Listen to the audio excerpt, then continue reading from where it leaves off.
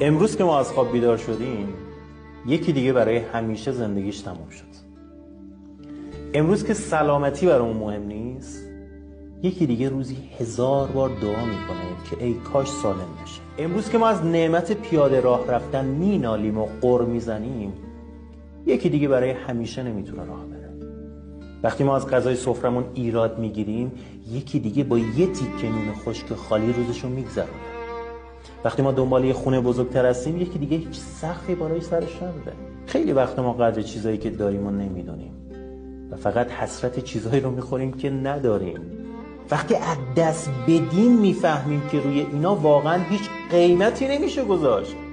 حسرت چی رو میخوردم؟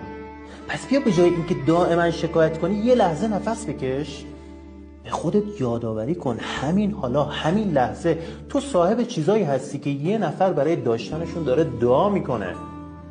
شکرگزار باشیم که سالمیم.